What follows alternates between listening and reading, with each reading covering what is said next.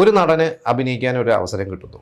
എന്നാൽ അദ്ദേഹത്തിന് ആ ഒരു ക്യാരക്ടർ ചെയ്യാൻ കോൺഫിഡൻസ് ഇല്ലാതെ അദ്ദേഹം മറ്റൊരു നടനെ സജസ്റ്റ് ചെയ്യുന്നു. ആ നടൻ അത് അതിഗംഭീരമായിട്ട് പെർഫോം ചെയ്ത് കയ്യടി വാങ്ങുന്നു. അപ്പോൾ അങ്ങനെ അത് രസകരമായ ഒരു ഇൻസിഡൻ്റ് ആണ്. ഈ ഒരു സിനിമയും ഈ ഒരു ആക്ടേഴ്സിനെയും കുറിച്ചാണ് ഞാൻ നിങ്ങളോട് ഡിസ്കസ് ചെയ്യാൻ പോകുന്നത്.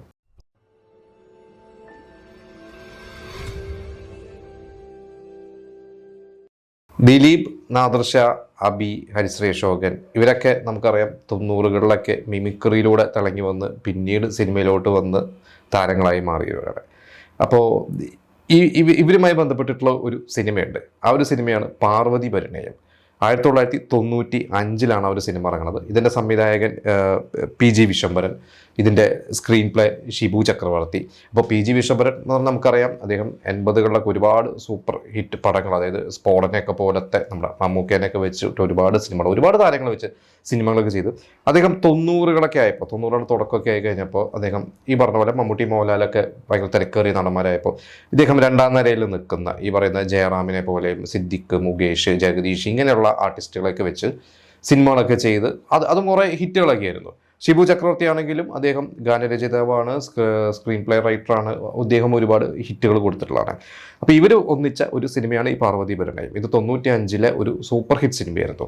അപ്പോൾ ഈ സിനിമ നിങ്ങൾ ഒരുപാട് പേര് കണ്ടിട്ടുണ്ടാവും. അതിൽ മുകേഷും പ്രേംകുമാറൊക്കെ ഉണ്ട്. മുകേഷ് അതിലൊരു ലൈൻമാനായിട്ടാണ്. പ്രേംകുമാർ മുകേഷിൻ്റെ ഒരു സുഹൃത്ത്, ഒരു ട്യൂട്ടോറിയൽ കോളേജിലെ മാഷ്. അതിൽ ആനിയും അതുപോലെ തന്നെ അഞ്ജു അരവിന്ദ്, 2 നായികമാർ. അങ്ങനെ എന്താ പറയുക, രസകരമായിട്ടുള്ള ഒരുപാട് സ്റ്റാർ കാസ്റ്റൊക്കെ ഉള്ളത് തന്നെ. ജനാർദ്ദനൻ ഉണ്ട്, സീനത്ത് ഉണ്ട്, ഇന്ദ്രൻസ് ഉണ്ട്. ഇന്ദ്രൻസിൻ്റെയൊക്കെ ബ്ലാക്ക് ബെൽറ്റ് കുമാരൻ എന്നൊക്കെ പറഞ്ഞിട്ട് ഭയങ്കര രസകരമായിട്ടുള്ള ഒരു ക്യാരക്ടറൊക്കെയാണ്.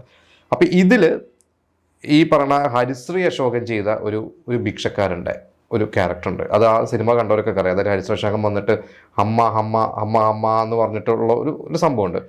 ഈ റോള് ശരിക്കും ആദ്യം ചെയ്യാൻ അവസരം കിട്ടിയത് നാദിർഷയ്ക്കായിരുന്നു. അപ്പോൾ നാദിർഷ തന്നെയാണ് ഈ അടുത്ത് നാദിർഷയുടെ സിനിമയുടെ പ്രൊമോഷൻ്റെ ഭാഗമായിട്ട് ഈ ഒരു ഇൻസിഡൻറ്റ് പറഞ്ഞത്.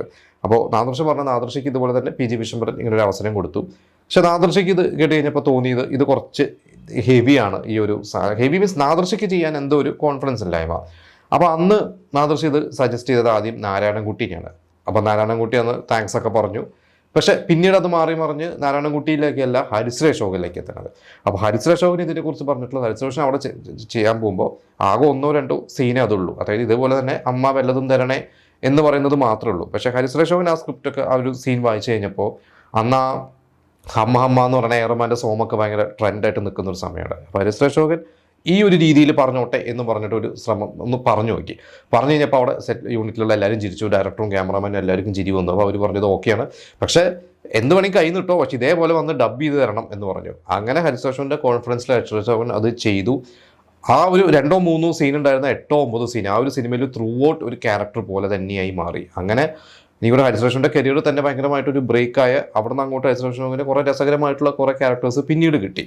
അപ്പോൾ ഇത് ഈ പറഞ്ഞല്ലോ നാദിർഷ അത് നോ പറഞ്ഞുകൊണ്ടും നാദിർഷയുടെ ഒരു റെക്കമെൻഡേഷനും കൂടിയായിരിക്കും. എനിക്കൊണ്ട് ഹരിശ്രീ അശോകൻ പറഞ്ഞത്. പിന്നീട് ദിലീപും പറഞ്ഞു.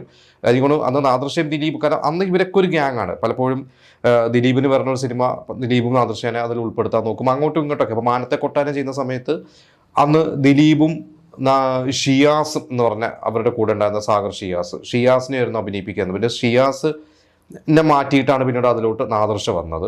ഇതുപോലെ തന്നെ സൈന്യം ചെയ്യുന്ന സമയത്ത് ദിലീപും അബി, നാദിർഷ ഇവരെല്ലാവരും അന്ന് ഇതിന് വേണ്ടി ജോഷി സാറിനെയൊക്കെ സംവിധായകനെ പോയി കണ്ടിരുന്നു. പക്ഷെ അന്ന് നാദിർഷയും അബി ഒരുമിച്ച് പോയതുകൊണ്ട് പൊക്കം ഒരു പ്രശ്നമായതുകൊണ്ട് നാദിർഷ മാറി. ദിലീപ് പിന്നീട് ഒറ്റയ്ക്ക് പോയി. അവന് ദിലീപിനെടുത്തു. ദിലീപ് തമാശ രൂപേണ എന്നൊക്കെ പറയാറുണ്ട്. അപ്പോൾ എന്തായാലും ഇവരുടെ ഒരു കൂട്ടായ്മയും കാര്യങ്ങളൊക്കെ അങ്ങോട്ടും ഇങ്ങോട്ടൊക്കെ ഇവർക്ക് സഹായകരമാവാറുണ്ട്.